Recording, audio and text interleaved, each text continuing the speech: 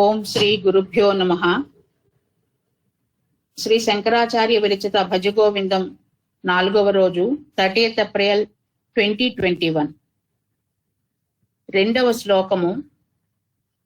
మూఢ జహీహి ధనాగమ తృష్ణాం కురు సమృద్ధిం మనసి వితృష్ణాం యల్లభసే నిజ కర్మోపాత్తం విత్తం తేన వినోదయ చిత్తం. ఈ శ్లోకాన్ని ఎక్స్ప్లెయిన్ చేయాలి మేడం.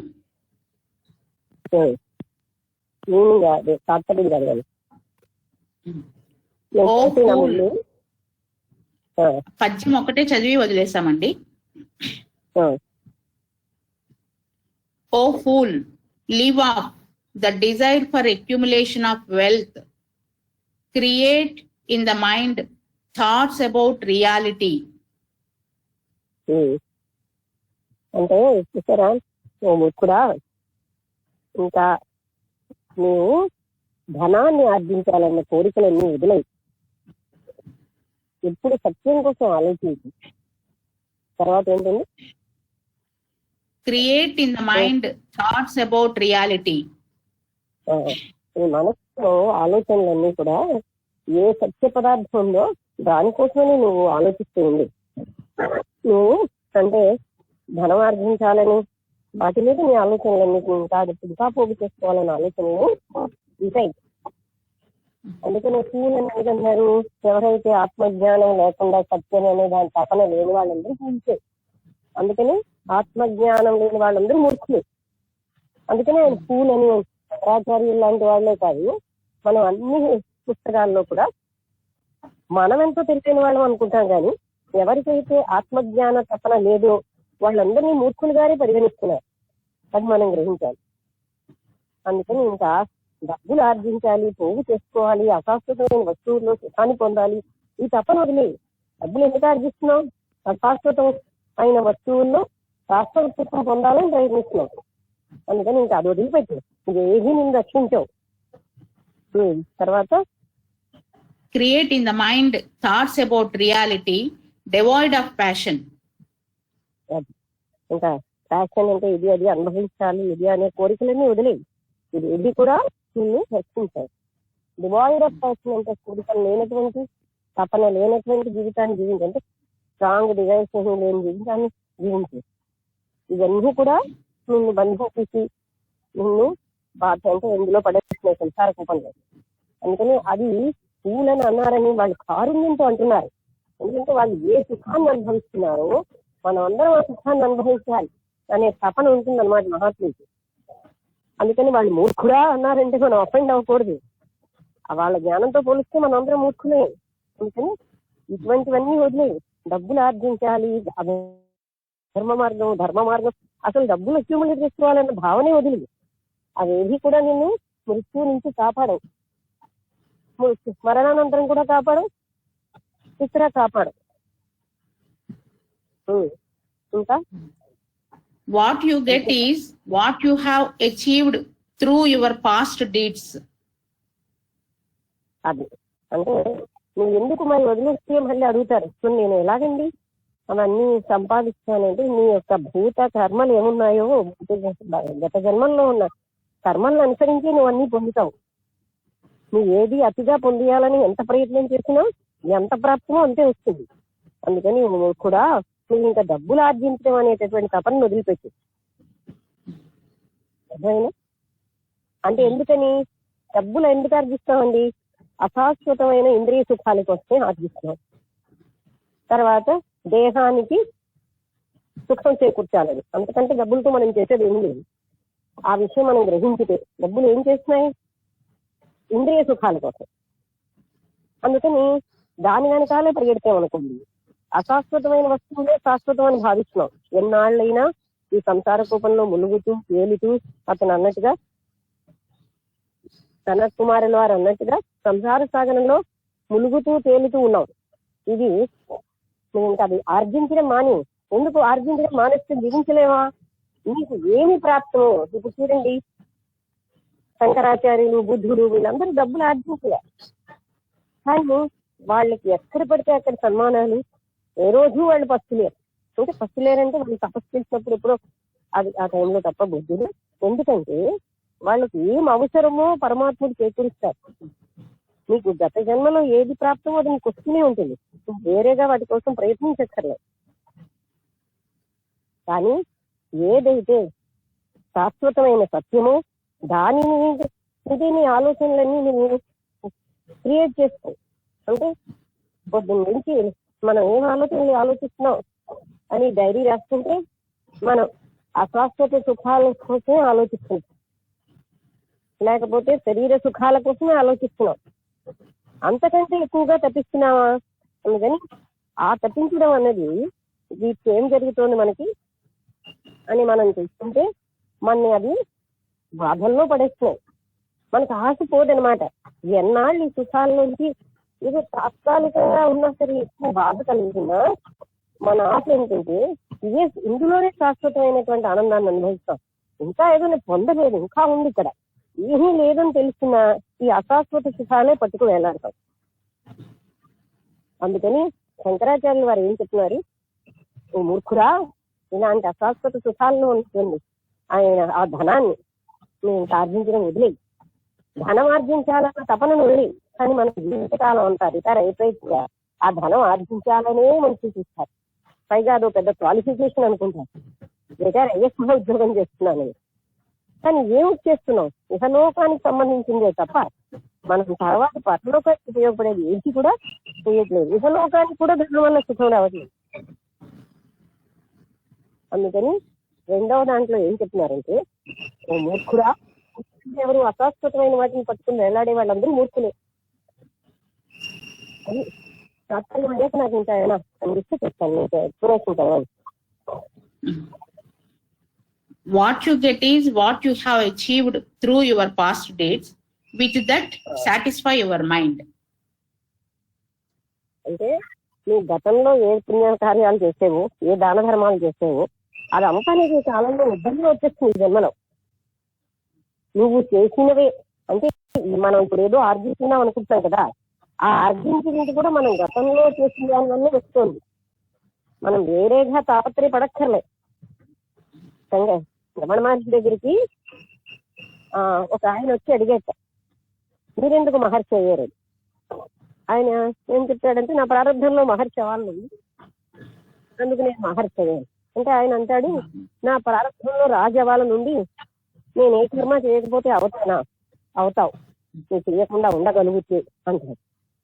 ఉండగలగడం మన చేతుల్లో లేదుగా, కర్మల మీద నిగ్రహం మన దగ్గర లేదు.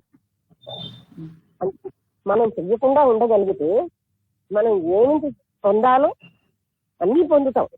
అందువల్ల నీకు ఏమైతే రాసిందో, ఇప్పుడు ఒక వ్యక్తి చాలా ఎక్కువ ధనం ఆర్జించి భోగభాగ్యాల్లో ఉన్నాడంటే పాస్ట్ లో ఆయన అలాంటి దాన ధర్మాలు చేసేది. కార్యకారణ సంబంధంతో ఆయనకు ఉద్యోగం వ్యాపారం ఇచ్చి దాన ధర్మాలు ఆయన పాస్ట్ లో చేయకపోతే ఇప్పుడు ఏమి రావు. అందుకని నీ గత కర్మలను అనుసరించి నీకు అన్ని ప్రాప్తిస్తాయి. నువ్వేమి కూడా బాధపడక్కర్లే, దానికోసం తప్పించకు అని శంకరాచార్యులు గారు చెప్తున్నారు. ఈ పాయింట్ అర్థమైందా? చాలా మంది అంటే గతంలో చేసినవే మనం ఈనాడు ఒక ఉద్యోగము, ఒక వ్యాపారము, ఏదో ఒక కారణంతో ధనవంతుల ఇళ్లలో పుట్టడము మనం గతంలో చేసిన దాన్ని బట్టి మనకు ప్రాప్తిస్తుంది. గతంలో ఏ దాన ధర్మాలు చేయకపోతే స్వర్గంలోకి వెళ్ళినా ఆ ధనాపాటిలకి, శ్రీపాద వల్లభ చరిత్రలో ధనాపాటిలకి స్వర్గంలో కూడా ఆకలి తప్పులు తగ్గల. అంటే దాన ధర్మాలు చేయని వాడికి ఆ అన్నం ప్రాప్తించదు. అది గతంలో చేసిన దాన ధర్మాలే ఈనాడు మనకు ప్రాప్తిస్తున్నాయి. అందుకని నువ్వు ఏమీ విచారపడకు, ధనమార్జించడం కోసం నువ్వు ప్రయత్నించకు.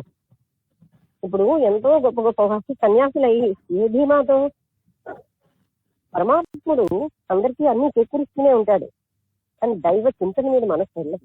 అందుకని నువ్వు అశాశ్వతమైన దాని నుంచి శాశ్వతమైన ఆలోచించడం మొదలైతే వీటన్నిటిని ఎందుకు పట్టుకుంటున్నావు? మూఢురా అంటే పరబ్రహ్మ జ్ఞానం లేని వాళ్ళందరూ మూఢులే. Okay. One of the desires that depresses man and degrades him is a desire for wealth. అది అంటే మామూలుగా వ్యక్తులు అందరూ దేనికి ప్రాముఖ్యం ఇస్తున్నారు? సంపదలు.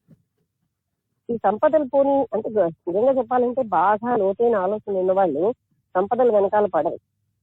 అసలైన సంపద వైరాగ్యం.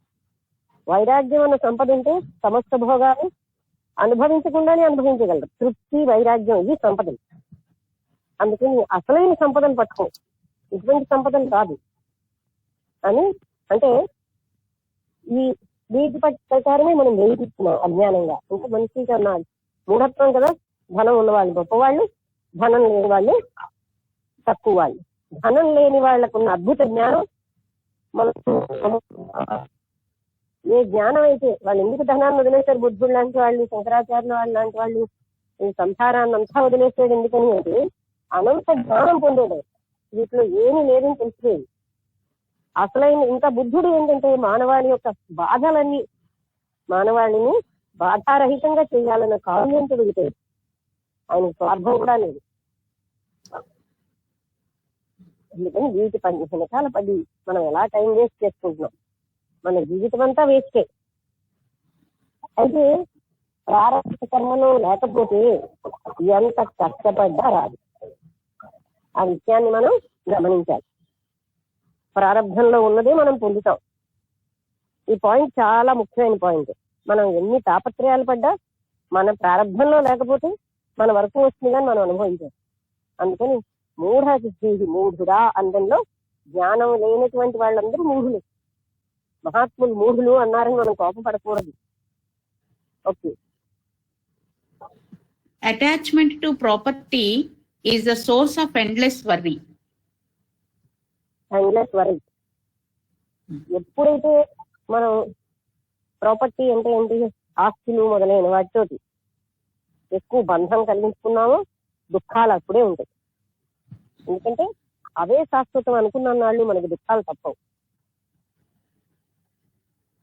Okay. There is travail in acquiring property. There is strain in preserving it. చాలా శ్రమ ఉంటుందన్నమాట మనం ధనార్జనలో. తర్వాత దేర్ ఈ స్ట్రెయిన్ అయినా దాన్ని ఉంచుకోవడం ఎంత Strain in preserving it. ధనం ఆర్జించడం ఒక ఎత్తు అయితే ధనాన్ని జాగ్రత్తగా ఉంచుకోవడం ఒక ఎత్తు. రెండూ బాధాకరమైనవి. సరే, ఇంత ధనం ఆర్జించుకున్న తర్వాత మనకి పోనీ పరలోకంలో మనం చనిపోయాక అమ్మలోకంలో తెల్లదాయి. ఎందుకని అశాశ్వతమే కదా. అక్కడ మరణానంతర జీవితం చాలా సంవత్సరాలు ఉంటుంది. అప్పుడు ఈ ధనం పనికి రావట్లేదు. అక్కడ ఏ ధనం పనికి వస్తుందో ఆ ధనాన్ని మనం ఆర్జించచ్చుగా. జ్ఞానం అయిన వాళ్ళు జ్ఞానవంతులు దాన్ని చేస్తారు. అజ్ఞానం ఏం చేస్తారు, ఈ ధనాన్ని పట్టుకుంటారు. ఈ ధనం పోనీ ఇంత కష్టపడి ఆర్జించినా దీనికి ఎక్కువ ఫలితం లేదు, అంటే శాశ్వతమైంది కాదు. అందుకే మనం జ్ఞానం అనుకుంటున్నాం కానీ మనం ఎంత జ్ఞానమో మనం తెలుసుకోవట్లేదు. మనం అశాశ్వతమైన సుఖాలకే తృష్టి పడిపోతున్నాం. అవే శాశ్వతం అనుకుని శాశ్వత సుఖం ఒకటి ఉంటుందని కాదు, శాశ్వత ఆనందం ఒకటి ఉంటుందని కాదు మనం ఎప్పుడు రుచి చూడలేం. అందుకనే మనం ఏంటి, ఇప్పుడు చిన్న వయసులో మనకి చాక్లెట్ సుఖమే తెలుసు, పెద్ద సుఖాలు తెలియవు. చాక్లెట్లు బిస్కెట్లే ఆలోచించారు.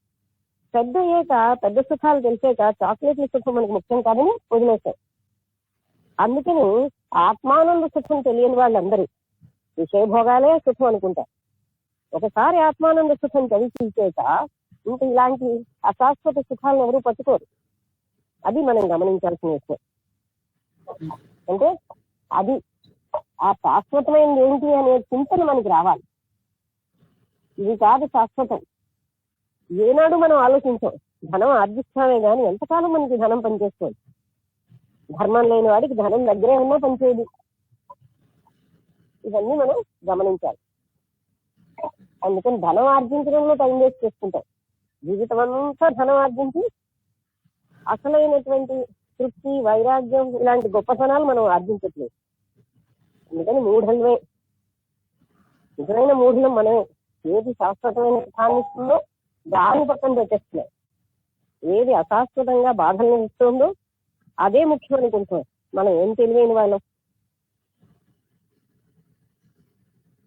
అవునా కదా, మీరు చెప్పండి. శాశ్వత సుఖాన్ని ఇచ్చేదాన్ని పక్కన పెట్టేస్తున్నాం. అశాశ్వతమైన బాధలు, సుఖాన్ని బాధల్ని ఎక్కువగా బాధల్ని ఇచ్చేదే మనం ముఖ్యం అనుకుంటున్నాం. అందుకని మీరు ఎవరైనా అపోజ్ చేయండి విషయం కాదని, అంటే నేను మామూలుగా మీకు బాధపరుస్తాను.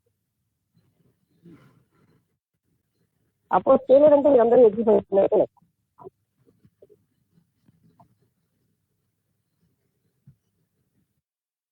అంటే మనం తాత్కాలికంగా చదవడం టైంలో మాత్రమే గుర్తుపెట్టుకుంటాం.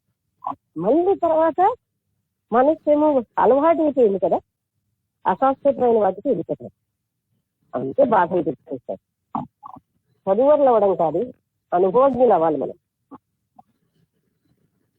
అందుకని మనిషి తన జీవితకాలం అంతా, ఒక్క మనిషి కాదు, ఎక్కువ 99.9% పీపుల్ ఏం చేస్తారు, ధనార్జనకే సమయాన్ని వినియోగిస్తున్నారు. పోనీ ఇంత కష్టపడి సర్వశక్తులు సర్వమైన వాళ్ళే, అంతేకాదు పిల్లల్ని కూడా ఆ ధనార్జనకే వినియోగిస్తారు. ఆ ధనార్జన చేయకపోతే ఆ పిల్లలు పనికిరాని వాళ్ళు అంటారు. ఎంతవరకు మనం కరెక్ట్ గా జీవిస్తున్నాం అని మనం ప్రశ్నించుకోవాలి. ధనార్జన చేయని చదువు వాడు చదవకపోతే వాడినేమో ఏదో అబ్నార్మల్ మనిషిగా డాక్టర్గా మీరు ఇష్టమైపోతాడు. వీడు ధనార్జన ముఖ్యం అనుకోవట్లేదు, నాలాగా ఈ ప్రాపంచిక బాధల్లో పడ్డానికి వాడు ఇష్టపడటం లేదు, వీడికి ఏదో పిచ్చి పట్టిందంటారు, అంత స్థితికి దిగజారు అన్నారు అని మనం గ్రహించాలి. అంటే ఎంత ధనం ఆర్జించినా ఆ వ్యక్తి సుఖం లేదు.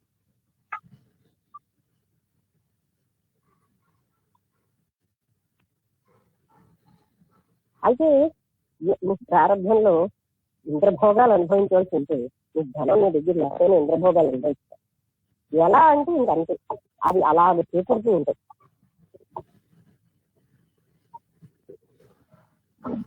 మీకు అనుభవం కాదు కానీ, అంటే అది నమ్ముతున్నారో లేదో నాకు తెలియదు కానీ, అది మాత్రం సత్యం. మనం ఎంత మంచి కార్యాలు చేస్తామో పుణ్యం కూడా వెంటాడుతుంది. ఎద్దో బాబు ఈ పుణ్యం, ఈ రకమైన భోగభాగ్యాలు ఇద్దరినా అది వెనకాల వెంటాడుతుంది. అందువల్ల మనం గ్రహించాల్సింది ఏంటంటే, అనవసరంగా ధనం, అశాశ్వతమైనటువంటి ధనాన్ని ఆర్జిస్తూ టైం అంతా వేస్ట్ చేసుకుంటున్నాం. అది మనం ఎంత టైం వేస్ట్ చేసాం, ఎన్ని సంవత్సరాలు వేస్ట్ చేసాం, అయినా మన దాహం తీరదు. ఆ ధనార్జనకు వ్యసనం అవుతుంది. ఏదో విధంగా మనకు విశ్రాంతి సమయం వచ్చినా భగవతత్వాన్ని కొంచెం మనం ఇన్నాళ్ళు చూడలేదో, ఎప్పుడైనా దానికోసం మనం తెలుసుకున్నాం అన్న తపన ఎవరు కూడా రాదు. ఎందుకంటే దానికి కూడా అర్హత ఉండాలి. అంటే దానికి కూడా వాళ్ళకి అందుకనే లేకపోయినా నువ్వు సృష్టించుకోవయ్యా ఆ శాశ్వత తత్వం విషయాల్ని అని చెప్తున్నాడు ఆయన. అనంతమైన కారుణ్యంతో ఇది మనం బాగా గ్రహించాల్సినటువంటి విషయం. అంటే మనం ఇవన్నీ తెలిసాక ఏది శాశ్వతం అని దాన్ని పట్టుకోవడానికి ఉద్యుక్తులు అవ్వలేదు. మనం ఎవరు ఏం చెయ్యలేరు, మనం చెయ్యాలి. ఉద్ధరే ఆత్మనాత్మానం. ధనం ఇంత సుఖాన్ని ఇస్తోంది, గట్టిగా ఎవరైనా చెప్పగలరా? ధనం ఉంది నాకు సుఖాన్ని ఇచ్చిందని చెప్తే నేను సంతోషిస్తాను. ఒకవేళ చెప్పలేదంటే మరి ధనార్జన కోసం ఎందుకంటే సాధనపడుతున్నా, అది కూడా పాయింట్. అవునా కాదు? ధనం లేకపోతే ఎలా జీవిస్తామండి?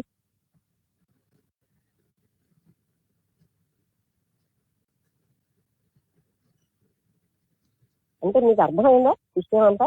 అందరికీ ఏమైనా సందేహం ఉందా? సందేహం ఉంటే అడిగింది ఇక్కడికి అక్కడ.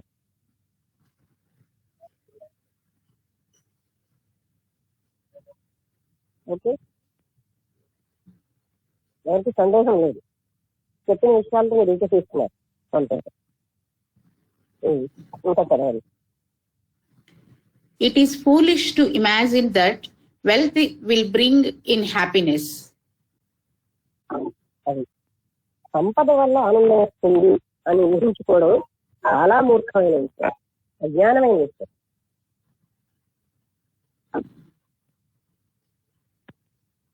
Man is not satisfied with any amount of wealth.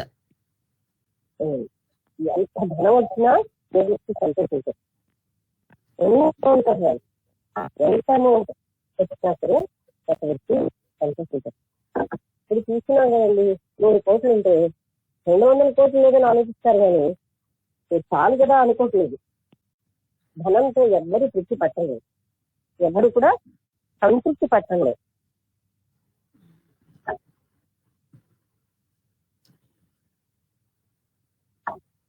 Okay In Kathopanishad, it was said that na vittena tarpamyo manushyaha. నేను ఇచ్చారా? లేదు మేడం. అంటే man is not satisfied with any amount of wealth, దానికి బ్రాకెట్ లో ఇలా ఇచ్చారు. అవును, అంటే అది కఠోపనిషత్తులో చెప్పారు, ఎంత ధనం వచ్చినా సరే ఆ వ్యక్తి తృప్తి పడడు. In the world, it is not observed that the gain of wealth affords contentment to any. అది ఎంత మనం ఎన్ని సంపదలు ఆర్జించినా తృప్తి మాత్రం కాదు, ఆర్జిస్తున్న కొద్దీ ఇంకా చాలా అనిపిస్తుంది. అది దాంట్లో మాయ. ఓకే, బ్రాకెట్ లో శంకర నహి లోకే విత్తలాభః కస్యచిత్ తృప్తికరో దృష్టాః. విత్తలాభ అంటే ధనాన్ని పొంది ఏ ఒక్కరు కూడా తృప్తి పొందలేరు అని శంకరాచార్యులు చెప్తున్నారు. In the Brihadaranyaka-upanishad, Maitreyi puts this question to her husband Yajnavalkya. భర్త యాజ్ఞవల్కుడు. అసలు నిజంగా మైత్రేయి లాంటి జ్ఞానం మనకు ఉంటే ఎంత బాగుంటుందో చూడండి. యాజ్ఞవల్కుడు ఏం చేశాడు? తన రాజ్యం, తన భోగాలు, తనకున్న సంపదలు అన్ని మైత్రేయికి ఇచ్చేసి, ఇద్దరు భార్యలు, రెండో భార్యకి ఈయనకి ఇచ్చేసి నేను ఇంకా తపస్సు చేసుకోవడానికి వెళ్ళిపోతాను అంటారు. అప్పుడు మైత్రేయి అంటుంది, నిస్సారమైనటువంటి ఇవన్నీ మాకు ఇచ్చేసి సారవంతమైనది మీరు పొందాలనుకుంటున్నారే, ఆ సారవంతమైన అదే మాకు ఇవ్వండి అంటుంది. అది జ్ఞానం అంటే. వీటి రేట్లో కూడా సారం లేదు, ఈ భోగభాగ్యాలన్నింటిలోని సారమే లేనిది మాకు ఇచ్చేస్తుంది. మీరు సారమైనటువంటి పొందాలనుకున్నారే, ఆ సారమైన జ్ఞానమే మాకు ఇవ్వండి అని అడుగుతుంది. అది ఆవిడ యొక్క తెలివి. అందుకే మైత్రేయ మహాజ్ఞాని. జ్ఞాని గనుకే భర్తను అలా అడిగింది. ఇంకొకరైతే సర్వసుఖాలు ఇచ్చేసారు, మాకేమీ పర్వాలేదు, ఇంకా భర్త వెళ్ళిపోయినా ఎలాగా వానప్రస్థానికి వెళ్ళిపోతున్నాడు, అప్పట్లో అది కామంతుంది. కానీ అలా కాకుండా సారవంతమైనది ఏదైతే మీరు పొందాలనుకుంటున్నారో ఆ జ్ఞానాన్ని మాకు ఇవ్వండి అని అడిగిందంటే ఆవిడకి అర్థమైపోయింది, ఈ భోగాలలో, ఈ ధనంలో, ధనం తెచ్చేటటువంటి ఐశ్వర్యాలలో ఏది సారం లేదు అని. ఆ విషయం ఇప్పుడు వచ్చింది madam. Sir, if this entire earth filled with wealth were mine, would I be immortal through that? ఈ మొత్తం అంతా మీరు ఇచ్చిన సంపదలన్నీ నేను అంటే నాకు దాని ఈ భూమి మీద ఉన్నది, ఇవన్నీ నాకు అమృతత్వాన్ని ఇస్తాయా అని అడిగింది. అంటే నన్ను శాశ్వతమైనటువంటి ఆ వస్తువు నుంచి నన్ను దూరం చేసిస్తాయా, శాశ్వతంగా నన్ను ఉంచుతాయా అని. అది ఎంత గొప్ప ప్రశ్న చూడండి. అదే విధంగా అంత చిన్న నచికేతుడు, అది కృష్ణమూర్తి గారు కూడా ఆవిడ దగ్గరకు నచికేతుడు కథ చెప్తాడు, ఎంత అద్భుతంగా ఉండేది. నేను చదవలేదు, నేను విన్నానని చెప్పాను. ఆ చిన్న పిల్లాడు నన్ను ఎవరికి ఇచ్చేస్తున్నారు అని అడిగితే మృత్యువుకి అంటాడు. తండ్రి విరుగుతో. అప్పుడు మృత్యువు దగ్గరికి వెళ్తాడు, మృత్యు ఇంటికి వెళ్తాడని చెప్తారు. మృత్యువుని అడుగుతాడు, అంటే నువ్వు ఆ మృత్యు అంటాడు నీకు అన్ని స్త్రీలు, భోగాలు, ఐశ్వర్యం అన్ని ఇస్తాను అంటే, అప్పుడు ఆయన ఏదైతే శాశ్వతమైన అప్పటికి కూడా నువ్వు వస్తావు కదా, ఇవన్నీ ఉన్నాను అంటే నువ్వంటే ఏముంది, మృత్యు వచ్చేస్తుంది కదా, మృత్యు రానిది అది నాకు చెప్తాంటారు అని ఆ నిన్న చిన్న దీంట్లో ఆయన పెట్టారు. అంటే కృష్ణమూర్తి గారు కూడా ఆ పిల్లాడిని ఎపిసోడ్ చేస్తారనమాట. అలా అంటే చూసా లేని ఇంతకు ముందు కూడా అటువంటి మహాజ్ఞానం పొందిన వాళ్ళు ఉన్నారు, చిన్న పిల్లాడైనటువంటి వాళ్ళే పొందారు. అందువల్ల అయితే మనకి ఎందుకు రావట్లేదు అంటే మన తపన అశాశ్వతమైనటువంటివి శాశ్వత సుఖాన్ని ఇస్తాయని మనకు తెలియకుండానే భావిస్తున్నాం కనుక మనం దాన్ని ప్రయత్నించట్లేదు. వాళ్ళు అలాంటి వాళ్ళని మరి స్త్రీలకు ఉండగా, స్త్రీ అయినా ఆవిడ ఎంత ధైర్యంగా అడిగింది, ఏ శాశ్వతమైనటువంటి జ్ఞానంతో మృత్యుని పోగొట్టుకోగలను అది ఇవ్వండి, ఇవన్నీ భూమి మీద ఉన్న భోగాలన్నీ అనుభవించినా నాకు మృత్యు తప్పదు కదా. ఎంత బాగుందో చేయండి. అర్థమైందంటే ఎంత తెలివి ఉండాలి అది అడగాలంటే. అసలు మనం తెలివితేటలు మనకున్నాయని విరవేగుతున్నాం కానీ మనకి మూర్ఖులమే. మనం ఏం తెలివితేటలు ఉన్నాయి? ధనం ఎంత బాగా ఆర్జించగలం అనేది తెలివా? ఎన్ని భోగాలు అనుభవిస్తున్నాం అనేది విలువ, శరీరాన్ని సుఖపెట్టడం తెలివ, అది తెలివని మనం క్రైటీరియాగా పెట్టుకుంటున్నాం. Okay. Yajnavalkya replies no and adds, your life will be just like that of people of means, but there is no hope of immortality through wealth. అది అంటే త్రూ వెల్త్, ధనంతో మాత్రం నీకు ఎప్పుడు కూడా అమృతత్వం ప్రాప్తించదు. నువ్వు భూమి మీద మాత్రం ఆ వెల్త్ తో ఉంటావు, కానీ నీకు అమృతత్వం దాంతో ప్రాప్తించదని చెప్పేస్తాడు. బ్రాకెట్ లో అమృతత్వస్య తు నాశాస్తి విత్తేన.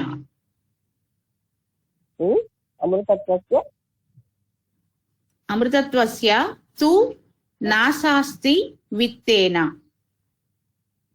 నాశాస్తి విత్తేన. విత్తేన అంటే ధనంతో అమృతత్వం అనేది పొందలేము, లభించదు. Even conceptually Manasapi says, Sankara, there is no hope of immortality through wealth produced work. అది అంటే ఇమ్మోర్టాలిటీ అన్నది ఏ విధంగా కూడా ధనం సంపదల వల్ల రాదు. అంటే వెల్త్ ఇచ్చే, సంపదలు ఇచ్చే వేచి వల్ల కూడా అమృతత్వం ప్రాప్తించదు. In his Vartika on the present text,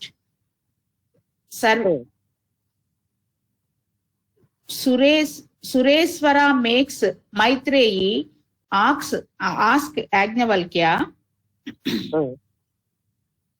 if wealth makes for immortality, why do you want to give it away? అది ఒకవేళ సంపదలే నాకు అమృతత్వాన్ని ఇస్తే, యాజ్ఞవల్కుడితో అడుగుతుంది మైత్రేయి, మీరు సంపదలు ఎందుకని వదిలేస్తున్నారు అంటే, సంపదలు అమృతత్వాన్ని ఇవ్వలేవు కదా, కనుకే కదా అవన్నీ వదిలేశారు. చూసారా, ఇది మనం గ్రహించాం. సంపదలు ఆర్జించడం చాలా గొప్పది అనుకుంటున్నాం, కానీ మైత్రేయికి నచ్చికేతుడికి ఉన్న తెలివితేటలు మనకు లేవు. అమృతత్వం అని ఈ సంపదలు ఇవ్వలేము కదా, అందుకే కదా మీరు ఇవన్నీ వెళ్ళిపోతున్నారు అని భర్తను అడిగింది. Work dependent on wealth cannot be the means to release, even as fire is not the remedy for burning. అది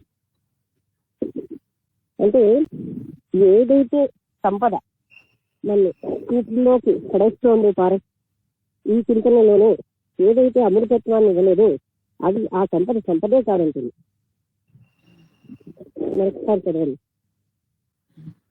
బ్రాకెట్ లో నా కర్మ కారణం ముక్తిర్ నాగ్నిస్ తపస్య భేషణం భేషజం. ఇప్పుడు చూడండి, భోగాలన్నీ కర్మకారణం వల్ల వస్తాయి, ముక్తి మాత్రం కర్మకారణం వల్ల కాదు అని చెప్తున్నారు. అంటే రేపు నుంచి దానికోసం తప్పిస్తే గానీ వచ్చేది కాదు. ఈ రకమైనటువంటి వైరాగ్యం అంటే అదే ఇవన్నీ ఏదో చావు నిస్సారమైనవని భావన మనకు వస్తే గానీ రక్షించడం చాలు. And so Maitreyi's request to her husband is, please do not give me the material wealth that perishes. అది మైత్రేయి ఏమడిగింది, నాకు దయచేసి నశించేటటువంటి సంపదలు ఇచ్చేటటువంటి ఈ మెటీరియల్ వెళ్తున్నది. మీరు ఇవన్నీ ఎందుకు వదిలేస్తున్నారంటే నిస్సారమైనవని, ఆ సారవంతమైన జ్ఞానం ఏదైతే అది వివేకం వేరే వాళ్ళందరినీ అందుకే శంకరాచార్య అని నిర్ణయిస్తున్నారు. అంటే మనం ఏమైనా శాస్త్రం కోసం ధనం లేని సంపదల్లో ఉందనుకుంటున్నాం కనుక ఆ ధనం ఆర్జించడానికి జీవితం అంతా ఖర్చు పెట్టేస్తాం, ఏ రకమైన మార్గాలైనా కట్టుకుంటాం. అంటే అశాశ్వతమైనటువంటి ఆనాడు మైత్రేయి స్త్రీ అయినా, ఆ నచ్చిపోయేది బాలుడైనా ఉన్న జ్ఞానం వివేకం మనకు లేదు. మనం ఏంటి 60 ఏళ్ల తర్వాత ఉద్యోగం వస్తే ఆ ధనం సంపాదించడానికి ఎంత పెట్టుకోవాలని ఫీల్ అవుతున్నాం, కానీ అసలైనటువంటి జ్ఞానాన్ని మనం కోల్పోయే అనే జ్ఞానం మనకు లేదు. అసలైనటువంటి సంపదను మనం పొందలేకపోతున్నాం, అమృతత్వాన్ని పొందలేకపోతున్నాం. 5 ఏళ్ల పిల్లవాడికి ఉన్న జ్ఞానం మనకు రావట్లేదు అనేది మనం గ్రహించాలి. అలాగే మరి స్త్రీ అయినా సరే మైత్రేయి భర్తకు ఏ సంపదలైతే నిస్సారమో అవన్నీ నాకు ఎందుకు ఇస్తున్నారు, ఏ సంపదలైతే అమృతత్వాన్ని నిజమో అవన్నీ నాకు ఎందుకు, అమృతత్వాన్ని ఇచ్చే జ్ఞానం అదే నాకు కావాలని అడిగింది. అందుకని ఇవన్నీ ఇక్కడ ఎందుకు చెప్తున్నారంటే, ఎంత ధనం ఉన్నా సరే ఆ ధనం మనకు అమృతత్వాన్ని ఇవ్వట్లేదు. అందుకని ధనం ఆర్జించడంలో ఉండద్దు. ధనం అనేది ప్రారంభకరణ అనుసరించి వస్తుంది, జ్ఞానం మాత్రం ప్రారంభకరణతో మోక్షం రాదు అని వాళ్ళు చెప్తున్నారు. That wealth which has no beginning, middle or end, that wealth which does not get depleted through enjoyment, let that wealth alone be given. ఏ ధనం అయితే ఎప్పటికీ అది నశించలేదో, అది అనుభవించిన ఎవ్వరిదో ఎటువంటి ధనం నాకు ఇవ్వండి, ఉద్ధరించితే తగ్గిపోయే ధనం లేకుండా ఏదైతే ఉంటుందో అటువంటి ధనం నాకు ఇవ్వండి. మీరు ఎన్నో నిస్సారమైన కదా మీరు వెళ్ళిపోతున్నాను, నిస్సారమైన మాట పక్కకి సారవంతమైన జ్ఞానం మీరు పొందుతున్నారు, సారవంతమైన జ్ఞానం నాకు ఇవ్వండి అని అడిగిందంటే ఎంత బెట్టలు చూడండి, ఎన్ని సంవత్సరాలు కలిగి జరిగింది. ఒక చిన్న బాలుడు అడగగలిగాడు, ఒక స్త్రీ అడగగలిగాడు. మళ్ళీ కావాలంటే రిపీట్ చేస్తారు. ఇంకా సిగ్నల్ ప్రాబ్లం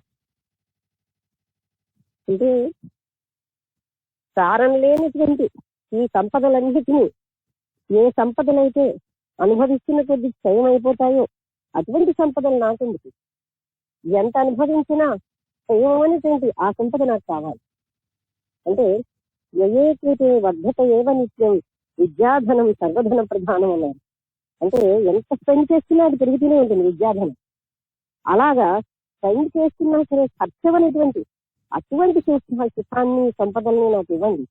ఈ ఖర్చు అయిపోయి ఇప్పుడు ఏమీ లేకుండా అయిపోతానే అదెందుకు నాకు, ఈ ఎన్ని సుఖాలు ఈ సంపదలు నాకు అమృతత్వాన్ని ఇవ్వట్లేదు అని అది అక్కడ చెప్తున్నారు. అంటే ఇప్పుడు ఏంటంటే 2వ శ్లోకంలో శంకరాచార్య వారు ఏం చెప్తున్నారు, ధనార్జన వెనకాల పడకండి, నీకు ఎన్ని సుఖాలు ప్రాప్తమో వస్తూనే ఉంటాయి, మీరు చేసినటువంటి కర్మల్ని బట్టి మనం ఎన్నోసార్లు ఈ కర్మ సిద్ధాంతం తెలుసుకున్నారు. కర్మల్ని బట్టే మనకు అన్ని అనిపిస్తాయి. మీరు ఎంత ప్రయత్నించినా ఎంత కష్టపడ్డా కీర్తి కూడా మనకు ఎంత ప్రాప్తమో అంతే వస్తుంది. మనం ఎంత తప్పించినా వచ్చేది కాదు, మనం వచ్చిందని మనం భ్రాంతి చెందుతాం. అందుకని వాటి పట్ల ప్యాసివ్గా ఉంటే సరిపోయింది కదా. కీర్తి కోసం ఎంత అసత్యమైన మాటలైనా అడిగి, ఎంత లేని ఉన్నతి పెట్టుకోవడం, ఇవన్నీ అన్ని మనకు ఎంత ప్రాప్తమో అన్నీ వస్తాయని తెలిసాక ఇలాంటి అక్కర్లేని పనులు చేయాలి. అందుకని శంకరాచార్య వారు ఏం చెప్తున్నారు, కర్మానుసారంగా అన్ని వస్తాయి, మీరు ధనార్జన వెనకాల పడకండి, మీ చిత్తాన్ని దాని మీద పెట్టకండి, మీరు ఎక్కువగా ఏదైతే శాశ్వతమో దాన్నే ఆలోచించండి, దానికోసమే జీవితాన్ని రెడీ చేయండి అని చెప్తున్నారు. నాదిర్ నా అంతో నా మధ్యం వా యస్య విత్తస్య విద్యతే భోగే నచ క్షయం యాతి తదేవ వసుదీయతాం. ఆదిలో అంతంలో లేదు, మధ్యంలో లేదు. నా ఆది చదవండి. నాదిర్ నా అంతో నా మధ్యం వా యస్య విత్తస్య విద్యతే. ఈ విత్తం అన్నది లేదు, విద్యతే అంటే లేదు, నా విద్యతే. భోగే నచ క్షయం యాతి తదేవ వసుదీయతాం. ఈ విత్తం ఏంటి, తగ్గిపోతుంది.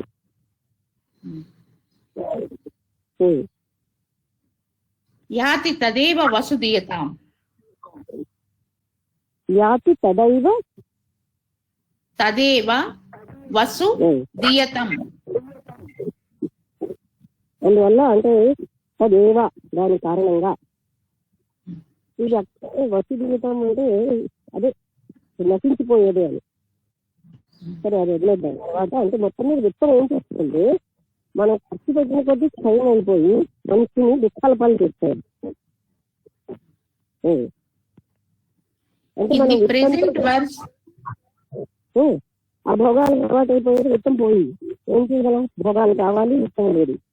ఈ విధంగా విత్తం ఏం చేస్తుంది, పోనీ సరే విత్తం పోలేదు, భోగాలు ఉన్నాయి, దానివల్ల ఇంద్రియాలన్నీ పాడైపోతున్నాయి, శరీరం అంతా రోగాలు పాడైపోతుంది. అందుకని ధనం వల్ల ఎప్పుడు కూడా శాశ్వత సుఖం లేదు. In the present verse of the Bhaja Govindam, Sankara reminds us of the futility of the accumulation of material wealth. ఫుటిలిటీ అంటే వ్యర్థత్వం. అంటే మనం ఎంత మెటీరియల్ వెల్త్ సంపాదించినా అది కేవలంగా వ్యర్థమే. ఎన్ని ఇల్లు కొనుక్కున్నా, ఎన్ని స్థలాలు కొనుక్కున్నా, ఎన్ని కోట్లు ఆర్జించినా అది వ్యర్థమే. మనం చూసినాం, కోట్లు ఆస్తున్న వాళ్ళందరూ చనిపోతే ఒక్క పైసా తీసుకోలేకపోతున్నారు. అందుకని బతికున్న వాళ్ళు ఈ శరీర భోగాలకే కదా, ఇంద్రియ భోగాలు ఎంత అనుభవిస్తుంటే అంత బతికినారు. అందుకని మరి అయినా మనం ఎందుకు ఆర్జిస్తున్నాం, అయినా మనం భోగాలకే వెళ్తున్నాం.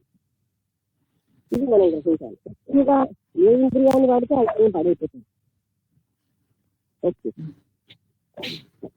Passionate attachments vibrate the mind and render it unfit to receive the light of truth. అది ఈ ప్యాషనేట్ అటాచ్మెంట్ అంటే ఏంటి, కోరికలతో ఉన్న బంధం, అది ఎప్పుడు కూడా మనకు ఒక రకమైనటువంటి స్పందనలను లోపలికి కలగజేసి మనని జ్ఞానం తెలుసుకోవడానికి అనర్హులుగా తయారు చేస్తుంది. ఇప్పుడు భోగ భాగ్యాల పట్ల లేకపోతే ధనార్జన పట్ల తపన ఉన్నటువంటి వ్యక్తి ఇటువంటి ఏ జ్ఞాన తపన ఆయనకు ఉండదు. ఆయన వైబ్రేషన్స్, ఆయన బాడీలో సెల్స్ అన్ని అవి ఎప్పుడూ కూడా రెస్ట్లెస్ గా ఉంటాయి. అటువంటి వ్యక్తికి ఉన్నతమైనటువంటి జ్ఞానాన్ని ఆర్జించేటటువంటి స్థితి లేదు. ఈవెన్ మనం రాత్రి చదువుకున్నట్టుగా సైంటిఫిక్ గా చూసిన ఆ బాడీ సెల్స్ అన్ని కూడా అవి స్థూలమైనటువంటి ధనం అటువంటి వైబ్రేషన్స్ ఉంటాయి, కానీ సూక్ష్మాతిసూక్ష్మమైన దైవజ్ఞానం ఆర్జించడానికి అనర్హులుగా అయిపోతున్నారు ఆ సెల్స్ కారణంగా. మన ఆలోచనను బట్టి మన సెల్స్ ఫార్మ్ అవుతాయి. Okay. Hence, the passions should be removed from the mind. One should cultivate dispassion and detachment. అది అందుకని మనం ప్యాషన్ అంటే స్ట్రాంగ్ డిజైర్, ఇవన్నీ కూడా వదిలేయాలి. మనం వైరాగ్యాన్ని కల్టివేట్ చేసుకోవాలి. అసలు వైరాగ్యమే పెద్ద సంపద.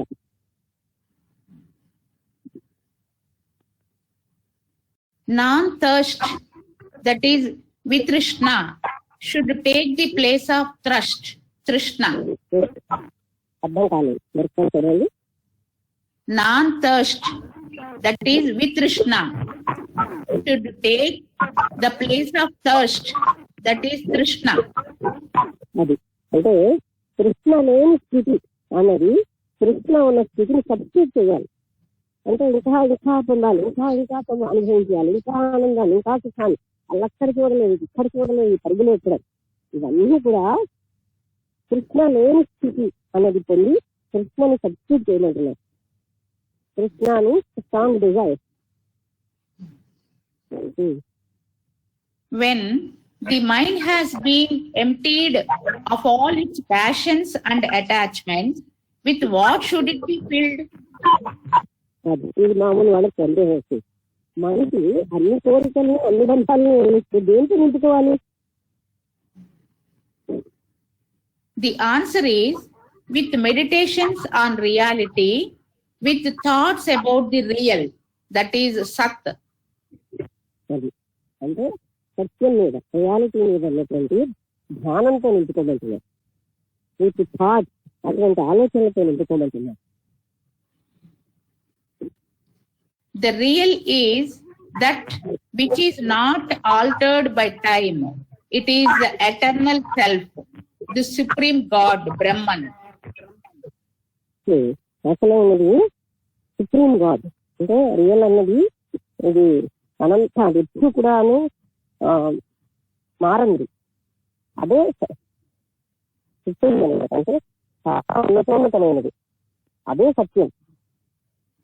అంటే మనకి ఇప్పుడు సందేహం రాదు, కానీ ఈ విషయం నేను తెలుసుకోని వాళ్ళకి సరే ధనార్జన చేయను, నేను సంబంధం లేదు, ఎలా జీవించాలి అని అడుగుతారు. అప్పుడు చెప్తున్నారండి నాకు అటువంటి సత్య తపన జీవితాన్ని అటువంటి ధ్యానంలో గడుపు. ఏదైతే ఉన్నతోన్నతమైనది పరమోన్నతమైనది ఆ జ్ఞానం ఆ సత్యం మీద నీ మనసుని లగ్నం చేయి. Brahman is eternal, pure of the nature of consciousness, ever free. It is the truth, subtle. Yoga చదవాలి. బ్రహ్మన్ శాశ్వతమైనది, అదే సత్యమైనది, సూక్ష్మతరమైనది. Ever free, it is the truth, subtle, pure existence, all pervading. పవిత్రమైనది, అంతటా వ్యాపించి ఉన్నది. Non-dual and the ocean of bliss. అనంత ఆనంద సాగరమైంది. Non dual, దానికి చాటైనది ఇంకోటి ఏది. These 10 expressions are used to indicate the nature of reality. ఈ 10 నేచర్ ఆఫ్ రియాలిటీ అంటే సత్యం యొక్క స్వభావాన్ని చెప్తున్నాయి.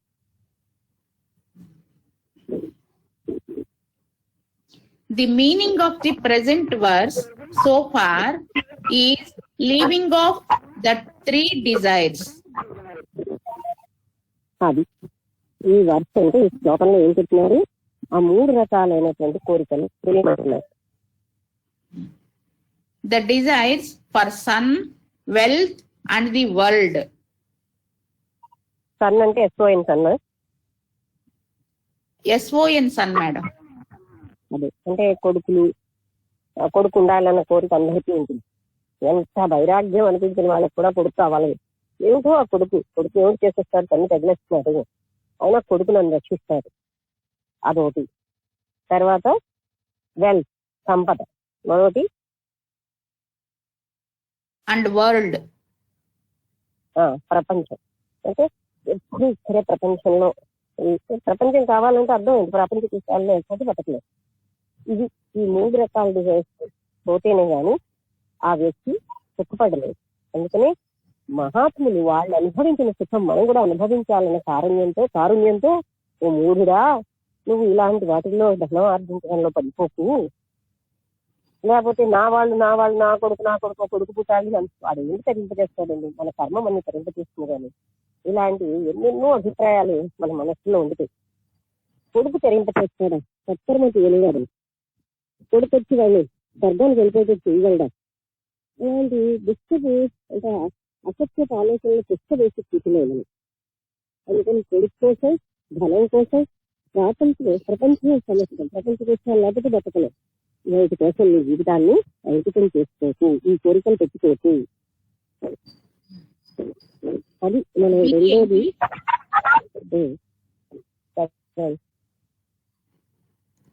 Be engaged diligently in listening to the Vedanta texts. Diligently, నైపుణ్యంతో, స్కిల్తో.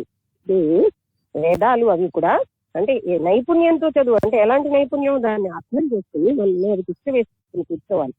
ఆ విధంగా అవన్నీ మనం అధ్యయనం చేయాలి. ఇప్పుడు మనం చేస్తున్నాం చాలదు, ఎందుకంటే మనం చేస్తున్నాం కానీ వీటిని పురాణంలాగే చదివేస్తున్నాం.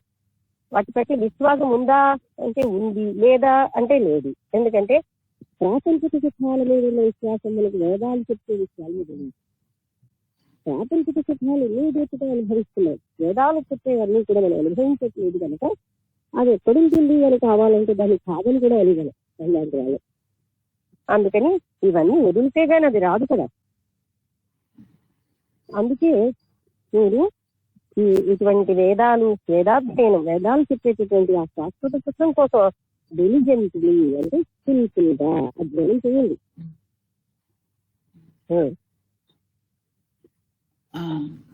Listening to the Vedanta texts, reflecting on their meaning and meditating on their truth. సరే, అది చదవడం, వాటి అర్థం మీద మననం చేయడం, తర్వాత నిధిధ్యాసలు, ఆ సత్యం మీద ధ్యానంతో ఉండడం, ఇది మనం చేయాలి. అంటే శ్రవణ మనన నిధిధ్యాసలు చేయాలి అని చెప్పడానికి. రిఫ్లెక్షన్ అంటే మననం, దాని మీదనే మనం అటెన్షన్ పెట్టి మెడిటేషన్ లో ఉండడం అన్నది చేయమని చెప్తున్నారు. స్వయం ప్రకాశ ఈశనాత్రయం పరిత్యజ్య శ్రవణ మనన నిధి ధ్యాసాదితో భవ ఇతి అర్థః. శ్రవణ మనన నిధిధ్యాసలతో నువ్వేమో అర్థం ఇది అర్థః. అది నువ్వేమో భవ అంటే అవు, ఇవన్నీ వదిలి, ఈశ్వర క్రియాలన్నీ వదిలి, అంటే ఇందాక చెప్పిన మూడింటిని అది అవి వదిలేసి నువ్వు ధ్యానాన్ని, శ్రవణ మనన ధ్యానములతో వేదాధ్యానం చేసి సిద్ధార్థుడు అని చెప్తున్నారు. మేడం 7:23 అయిందండి, ఆగమంటారా? ఆపుదాం. అంటే ఈ రోజు శ్లోకం మనకి, నిన్న శ్లోకం ఏం చెప్పారు? మూఢమతే, నువ్వు ఏమైనా సరే ప్రాపంచిక జ్ఞానం, వ్యాకరణ వాక్యాలంటే వృద్ధి వ్యాకరణం అని కాదు, ఏం ప్రాపంచిక జ్ఞానం ఏం ఆర్జించినా అదంతా, ఎందుకంటే నారదుల వారు అన్ని శాస్త్రాలు చదివినా ఆయనకి శ్రవణ కుమారులు ఏం చెప్పారు? ఎంత పనికిరాం, నీకు ముందు తెలిసిందేదో చెప్పు, నేను తర్వాత నీకు తెలియంది చెప్తానంటారు. అందుకని ఇవన్నీ పనికిరావని నిన్న తెలుసుకున్నాం. ఈ రోజు ఏం చెప్తున్నారు? ధనార్జనలోనే జీవితం అంతా గడిపించి నీకు ఏదైతే పూర్వజన్మలోంచి ప్రాప్తమో అది వచ్చి తీరుతుంది. ధనం అనేది ఎన్ని రకాలైనటువంటి మనకి తాత్కాలికమైనటువంటి సుఖాన్ని ఇచ్చిన ఇబ్బందులే వస్తున్నాయి. అదే మనం త్రిపుర రహస్యంలో కూడా నేర్చుకున్నాం. ఇవన్నీ దోషయుక్తమైన సుఖాలు, ఈ దోషాలు ఎక్కువ ఉన్నాయి. వీటిలో దోషాల వల్లే మన జీవితం అంతా మనం ఆ జర మరణ అన్ని కూడా ప్రాప్తిస్తున్నాయి.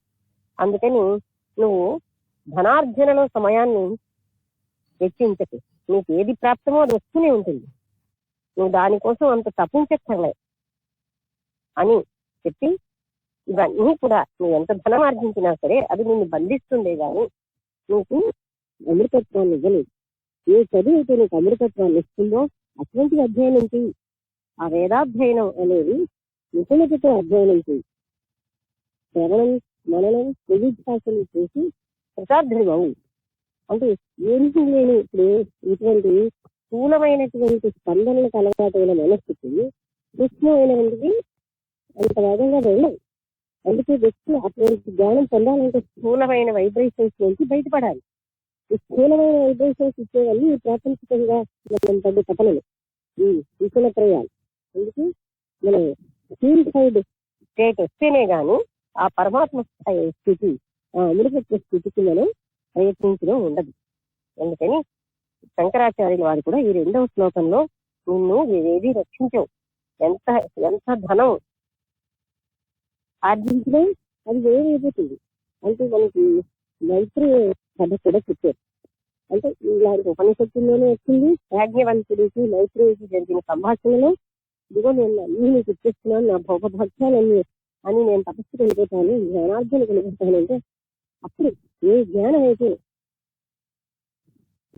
సారమైందో, ఏ భోగభాగ్యాలు విస్తారమో అవన్నీ మాకు ఇచ్చేస్తున్నారే, అవి నాకెందుకు ఆ సారవంతమైన జ్ఞానం లేకపోతే నచికేతుడు అడిగినట్టుగా ఇన్ని రకాలను ఇచ్చినా తిరిగి నేను మీ దగ్గరికి రావాలిగా, మృత్యు నాకు వస్తుంది. మృత్యువు లేనటువంటి జ్ఞానాన్ని ప్రసాదించలేదు. అలాగే ఆవిడ కూడా అనంతమైనటువంటి అమృతత్వాన్ని ఇచ్చే జ్ఞానాన్ని నాకు ఇవ్వు. ఇవన్నీ నాకు అమృతత్వాన్ని ఇవ్వవు, ఇవన్నీ ఖర్చు చేస్తే అయిపోతాయి. ఖర్చు చేసిన ఏ జ్ఞానం అయితే ఏ సంపద అయితే తరగదు అది నాకు ఇవ్వని అడిగింది ఆవిడ. ఎంత బాగుందో చూడండి, నిజమైన వివేకం అది. మనకి ఒక రకమైన అజ్ఞానం వల్లే ధనం మనకి సెక్యూరిటీ ఇస్తుంది, ధనం మనం రక్షిస్తుందన్న భావన ఉండిపోయింది. ధనం ఎవరిని రక్షించట్లేదు. అయితే మనం ఎందుకు చూడటం లేదంటే మనం అంత వివేకం పెట్టట్లేదు. అసలు నిజంగా ధనం రక్షిస్తుందా అంటే అది తెలుసుకోవడానికి జ్ఞానం అవసరం. మన ప్రారంభ కర్మలో ఏముందో అదే మనకు వస్తుంది.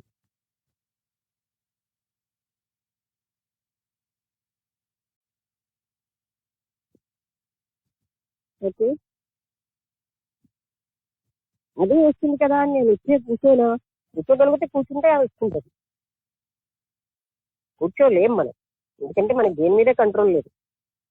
కంట్రోల్ అన్నిటి మీద ఉన్నవాడు వీటి కోసం వెళ్ళదు.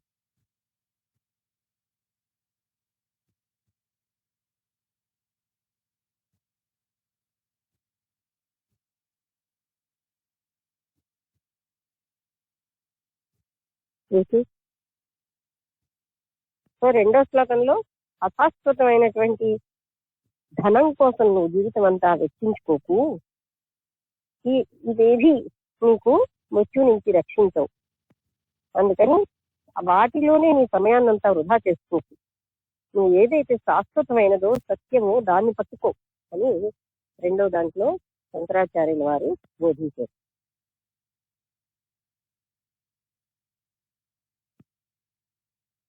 ఎవరైనా మాట్లాడతారా?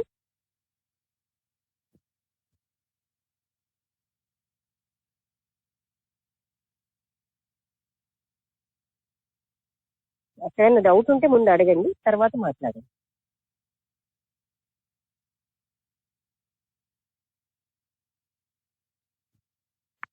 సందేహం ఉంటే అడగండి.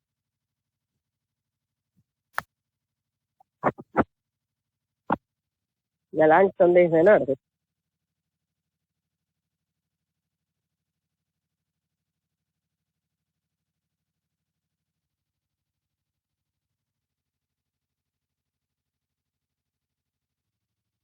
వినబడుతున్నారు కదా అందరికి? మేడం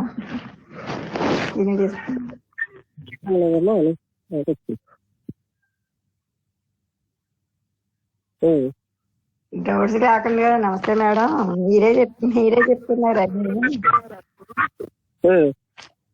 అదే చదువు జ్ఞానం, మాకు డబ్బు ఉంది అది పెంచలేదు, మీకు జ్ఞానం ఉంది, సరస్వతి ఉంది, సరస్వతిని సంపాదించుకుంటే మేము ఇప్పుడు 10 మందికి చెప్పగలుగుతున్నాము. అదే జ్ఞానం మీకు లేదు, మేము చెప్పలేము. ఆ డబ్బు శాశ్వతం కాదు. లక్ష్మీదేవి ఈ రోజు ఇక్కడ ఉంటుంది, రేపు ఇంకో చోట ఉంటుంది, చంచలం అయిపోతుంది. అది తెలుసుకుని చేసుకుని జ్ఞానం తెలుసుకుంటే మనకి నేను కూడా ఉండేది. అది ఈ డబ్బు అనేది ఈ రోజు రేపు లేదు, కానీ మనకి అదృష్టం ఉన్నదన్నా వస్తుంటే అది రాదు, అలా తీసుకుంటే అదే వస్తుందంటే రాదు. ఎందుకు రాదు? వినండి, ఒకసారి వినండి. మనం అలా ఉండలేము. ఇప్పుడు మహాత్ములు ఏంటంటారు, మహారాజులు అంటున్నారు. ఎందుకంటే వాళ్ళకి చిన్నపిల్లల నుంచి అన్ని అందరూ ఎందుకు ఇస్తున్నారు? ఏమి ఆశించనే కానీ కాదు అక్కడ. అంటే ఆ ఇవ్వాలనేటువంటి తపన వాళ్ళకి ప్రారంభంలో ధనం ఉంది కనుకే వాళ్ళకి అలా ఇవ్వాలనే స్థితి మనకు వస్తుంది.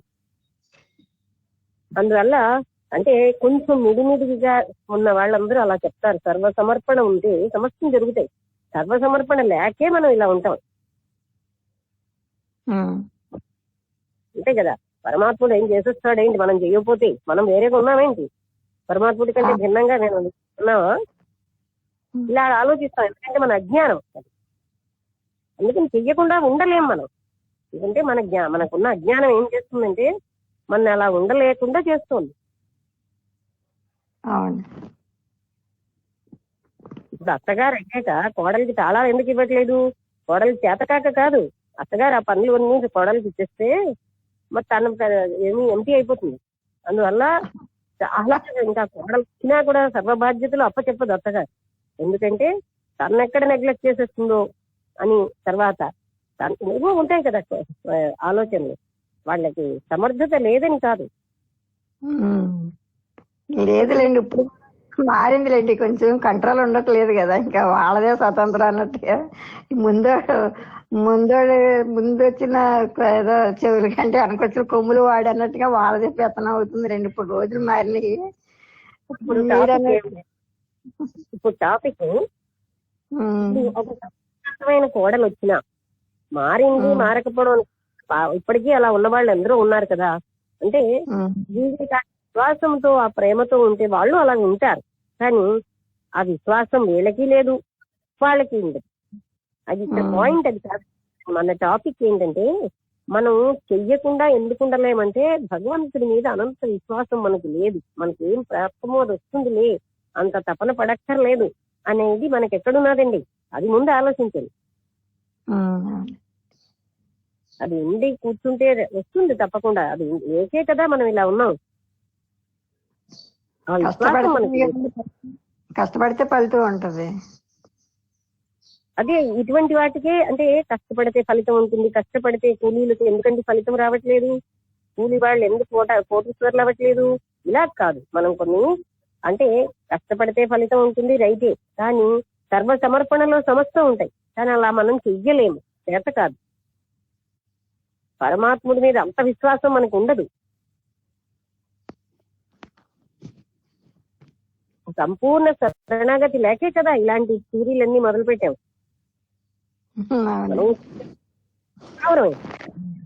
ఒక్క పరబ్రహ్మతత్వమే, నేనే పరబ్రహ్మని అనుకున్నవాడు అన్ని ఆ స్థితి లేకే కదా మనం ఈ అజ్ఞానంలో ఉంటున్నాం. మనకి సమర్పణ శరణాగతి లేకపోవడం వల్లే మనం ఇలాగ ఆలోచిస్తాం.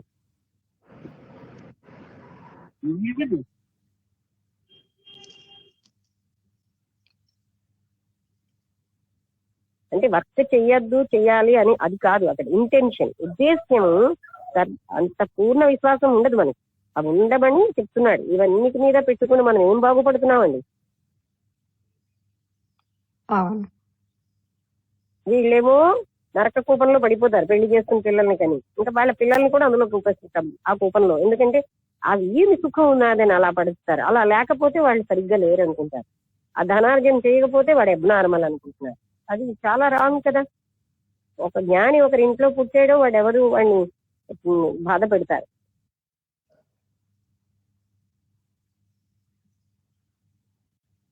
ఇంతకీ టాపిక్ ఏంటంటే ఈ ఏది కూడా మనకి ఆనందాన్ని ఇవ్వవు, మృత్యు నుంచి కాపాడవు. మీకు ఎన్ని కోట్ల ధనం ఆర్జించినా మీకు మృత్యు నుంచి అది కాపాడదు.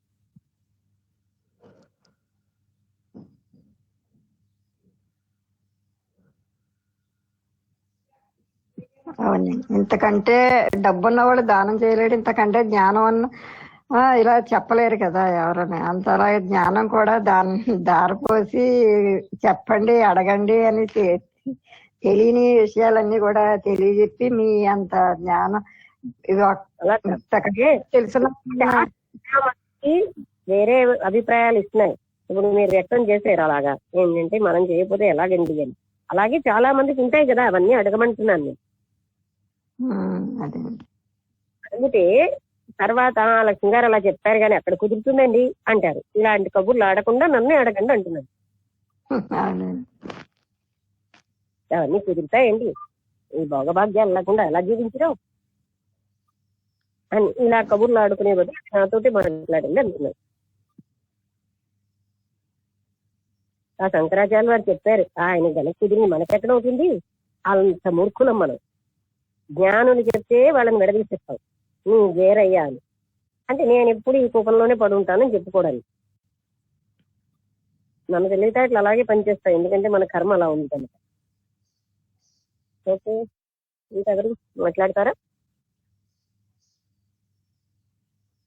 నేను చిన్నప్పుడు ఏమైనా మాట్లాడితే అది నువ్వు కనుక వేరనుకో, అందరి సంగతి వేరు అంటారు. వేరు అంత అలా ఎలిమినేట్ చేసేస్తారు, తీసేసి పారేస్తారు వాళ్ళు.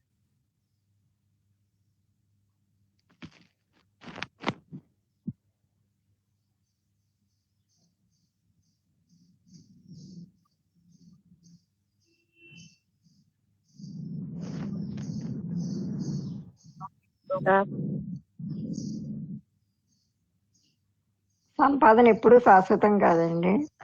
సంపాదన అనేది ఒకప్పుడు మీకు తెలుసు కదా, కొత్త రామకృష్ణ గారు గుళ్ళో మేనేజర్ గారు ప్రెసిడెంట్ గారు కొన్ని కోటీశ్వరులు, ఆయన కోట్లు ఆస్తుండి ఆయన దగ్గర మేము పనిచేసేవాళ్ళం. 500 ఇచ్చేవాడు జీతం. నెలలు కష్టపడితే 500 ఇస్తే అమ్మాయి పెళ్లికి 3000 అప్పిమ్మంటే నెలకి జీతంలో ఖర్చు చేసుకోవడం కోసం అని, అంటే పైన వడ్డీలు తెచ్చుకోవడానికి బంగారం లేదు. అలా ఇవ్వడానికేమో సావుకారిని అడుగుతారు కానీ బయట వాళ్ళని ఎవరిని అడుగుతారు? మీ దగ్గర పని చేస్తున్నాను కాబట్టి నెలకి తగ్గించుకుంది కానీ అందులోనే 3000 ఒక్క 3000 అడిగితే వాళ్ళు ఇవ్వలేదండి. ఈ రోజు 25,000 50,000 మా దగ్గరికి వచ్చి పెట్టుకెళ్ళి ఇల్లు వాక అమ్మేసుకుని భూములు అమ్మేసుకుని మా మనవాళ్ళు వేరే వెళ్ళిపోయి అంత బాధపడుతున్నారు. అంటే కళ్ళతోటి అదే మనుషుల్ని మనం ఇలా చూస్తే మళ్ళీ వాళ్ళు మనకి ఇవ్వలేదు కదా, మనం ఎందుకండి ఇవ్వడం అంటే, వాళ్ళు చేసేరని మనం చేస్తామా, వాళ్ళు తెలుసుకుంటారంటే ఇలాగొచ్చి అలాగొచ్చి ఇలాగా 25,000 ఇవ్వండి 50,000 ఇవ్వండి అని పట్టుకెళ్ళి 3,000కి ఆ రోజు నిజంగా ఏడలేక నవ్వలేక చావలేక బతకలేక పెళ్లి చేసాము. అలా ఉంటుంది పరిస్థితులు, అలా మారుతున్నాయి. దయచేసి ఒక చోట నిలబడండి. సరస్వతి జ్ఞానం మనకి పనికొస్తుంది, ఎదుటి పనికొస్తుంది జ్ఞానం. ఇప్పుడు మీరు కూడా ఇంకా పరిమితంగా ఆలోచిస్తున్నారు. ఏంటంటే ధనం ఇచ్చేసిన మీరు పెళ్ళి అయ్యింది, కానీ మీకు అమృతత్వం రావట్లేదు కదా. అదే కదా ఇక్కడ మనకి పాయింట్. శంకరాచార్యుల వారేమో ధనం ఎలాగా శాశ్వతం కాదనేది మన అందరికీ తెలుసు. ధనం ఇష్టపడ్డు. ధనం లేనివాడు ఇంకోటి పిండి పెడతాడు, ధనం ఉన్నవాడు కరిగిపోతుందేమో భయంతో పెట్టడు. చూస్తున్నాం, ధనం లేని వాళ్ళు పెట్టగలిగినంత భోజనం ధనం ఉన్నవాడు పెట్టదు. ఆ భోజనాన్ని నాకేమో అలా అంటుంది, అలా ఏదో. అందుకని ఇప్పుడు అది పాయింట్ కాదు, కానీ ఈ ధనం అన్నది మనం ఐహికమైనటువంటి ప్రాపంచిక సుఖాలు మనం దృష్టికి తీసుకెళ్ళము. అది మనం గ్రహించాలి. మనకి అమృతత్వాలు అంతేకాదు, వీటిలో పూర్తిని పోని ధనం బాగా ఉంది. ఏదైనా మన ఇంద్రియాలు హాయిగా ఉంటాయా? ఈ లోపల షుగర్ వచ్చేస్తుంది, బీపీ వచ్చేస్తుంది, హార్ట్ అటాక్ వస్తుంది. రోగాలు లేని వాళ్ళు ఎవరు లేరు. హార్ట్ అటాక్ రాకూడదుగా. మరి ధనం ఉన్న వాళ్ళని కష్టాలు ఎందుకు రావాలి? అవన్నీ మనం చూడము, వస్తాయి. ధనం వల్ల పోని వాళ్ళు ఏం చేస్తారు? ఒక 30,000తో అవుతే 3 లక్షలు ఖర్చు పెడుతుంటారు. అయినా అదే శరీరం కదా, మళ్ళీ వస్తుంది. పోనీ వాళ్ళు మృత్యు రాకుండా ఉండగలరా? అన్నీ ఇది మన గ్రహించాలి. మనం ఎంతవరకు మనకి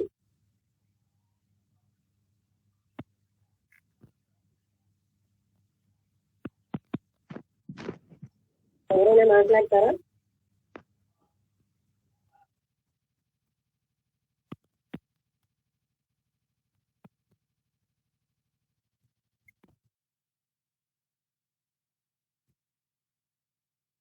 కఠోరత్వం, దయాదాక్షి అని ఉండవు. ధనంలో వాడి కష్టాన్ని గౌరవించడం కాదు, ఇది మనకి ధనం నేర్పుతుంది. ధనం అనేది అసలు ఎంత ధనం ఉన్నా ఆ మైత్రేయి చెప్పినట్టు అమృతత్వాన్ని ఇవ్వదు. అది మనం గ్రహించాలి. ధనం అమృతత్వాన్ని. ఇంకెవరైనా మాట్లాడతారా?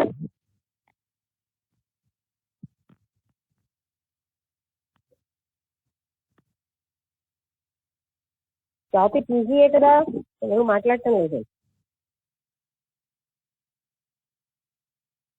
అయినా సంస్కృత భాషలో రాస్తారు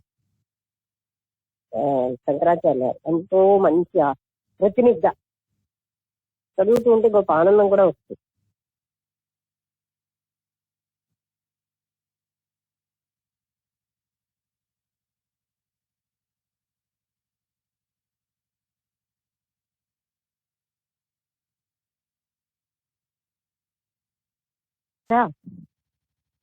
ఎవరు మాట్లాడుతున్నారు ఇవాళ? సరే, నమస్తే. 2వ శ్లోకం ద్వారా ఈ ధనము ప్రాపంచిక విషయాలతోనే సతమతం అవుతూ ఈ జీవితాన్ని వృధా చేసుకోకుండా అత్యంత ఆనందకరమైన ఆ విజ్ఞానం వైపు, వేద విజ్ఞానము తెలుసుకుంటూ మంచి సుఖమైన జీవితాన్ని గడపాలని ఈ శ్లోకం ద్వారా మనకి శంకరాచార్యులు వారు బోధించారు. అది మీరు చక్కగా మాకు అందరికి వివరించి ఇది నుండి విముఖత్వం పొందటానికి ఒక మంచి ఆలోచన కలగాలని కోరుకుంటున్నాను.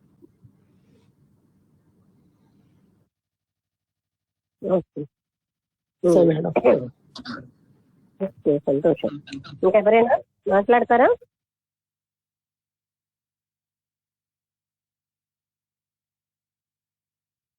అన్ని మాకు తెలిసినవేనండి, ఏం కొత్త విషయం ఉందా అంటారా?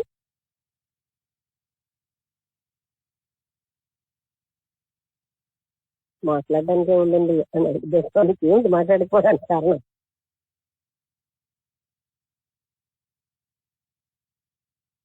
నమస్తే మేడం. నమస్తే అండి. మేడం గారు ఇవాళ చెప్పిన విషయంలో ఏంటంటే, అమృతత్వం అనేటువంటిది ఒక భక్తి తత్వంతో తప్ప మిగతా వాటిలతో రాదని చెప్పి అనేటువంటి విషయం అర్థమైంది. ధనార్జన అనేటువంటిది ఎంత సంపాదించినా ఇంకా కావాలి ఇంకా కావాలని చెప్పేసి ఇంకా ఎంతో మంది దీనిలోనే కూరుకుపోతూ ఉన్నాము. కాకపోతే ఇప్పుడు దాని నుంచి బయటికి వచ్చి ఇదంతా కూడా ఈ ధనార్జన ఎంతవరకు అంటే చివరికి వెళ్ళిపోయినా కూడా ఈ ధనార్జన అంటే మనతో వెళ్ళిపోతే ఈ ధనార్జన ఇంక వృధాయే తప్ప అసలేం తత్వంలోకి తీసుకువెళ్ళదు అనేటువంటి తత్వాన్ని ఇవాళ బాగా బోధించారండి. చాలా బాగా అర్థమైంది. కనీసం ఎప్పటికైనా అందరం కూడా ఈ దీంతోనే కాకుండా అసలైనటువంటి ఆ పరమాత్మ తత్వాన్ని తెలుసుకుని దానికోసమే తపన చెందాలి తప్ప ఈ ఈ సంసారము పిల్లలు అంటే ఇవన్నీ కూడా నెమ్మదిగా తెలుసుకుని ధనార్జన ఇవన్నీ కూడా భగవతత్వానికి మించింది కాదు అనే విషయం అర్థమైందండి. కాబట్టి నిరంతరం దాన్ని పొందడానికే తపన చెయ్యాలి అని చెప్పేసి అర్థమైందండి. నమస్తే అండి, ధన్యవాదాలు.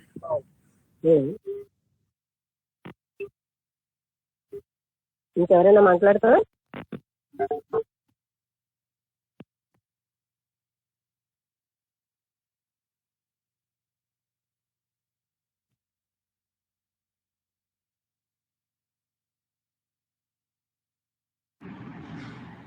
నమస్కారం అండి. నమస్తే అండి, చెప్పండి. ఈవేళ చెప్పిన విషయం ఈ ఆత్మజ్ఞాన తపన లేని వాళ్ళని మూర్ఖులుగా నిర్ణయించడం అనే విషయం అయితే ఏంటి, ఆత్మజ్ఞానం కోసం ఎంత తపన చేయాలి, ఎంత తపన చేస్తే తప్ప ఇందులో కొంచెమైనా అర్థం కాదనే విషయం అర్థమైంది. అలాగే సూక్తి ముక్తావళి కూడా అంతరాత్మని నిరంతరం పరిశుభ్రంగా ఉంచుకోవడానికి, పరిశుద్ధంగా ఉంచడానికి నిరంతరం చేస్తూ ఉండాలని చెప్పిన విషయం. అలాగే నీటి బొట్టుని నీరు దేన్ని కూడా వ్యర్థం చేయకూడదు అని మీరు పదే చాలా సార్లు మీకు చెప్పిన విషయాలు మళ్ళీ వేళ గుర్తు వచ్చాయి. ఇది అలాగే మరొకటి ఏంటంటే, ఎవరి దగ్గరికి వెళ్ళినా ఎవరితో మాట్లాడినా మనం ఎందుకు మాట్లాడడం, వాళ్ళు మాట్లాడేంత మాట్లాడదాం అనే అహంకార భావం కానీ నిర్లక్ష్య భావం కానీ ఉండకుండా ఉండాలి. ఈ ముందు మనమే పలకరించడం అనేది సత్కార్యం అనే విషయం కూడా ఈ సూక్తి ముక్తాల ద్వారా వాళ్ళు చాలా వైభవంగా బాగుంది. మైత్రే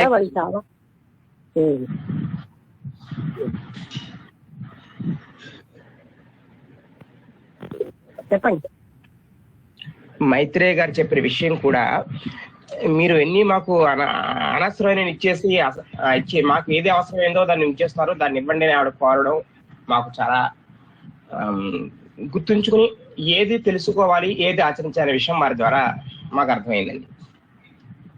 ధన్యవాదాలు.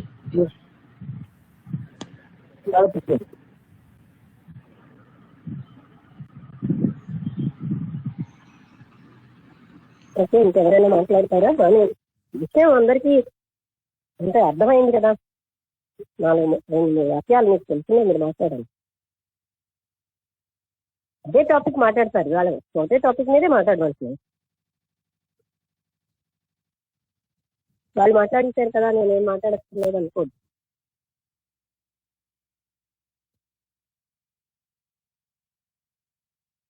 మేము అంత గొప్పవాళ్ళం కదా, చిన్న విషయాలు రిపీట్ చేస్తామా అనుకుంటారా?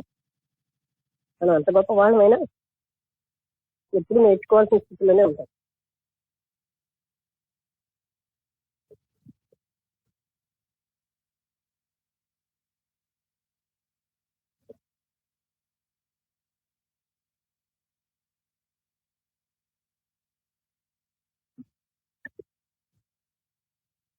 ఓకేనా? అందరికీ నమస్కారం.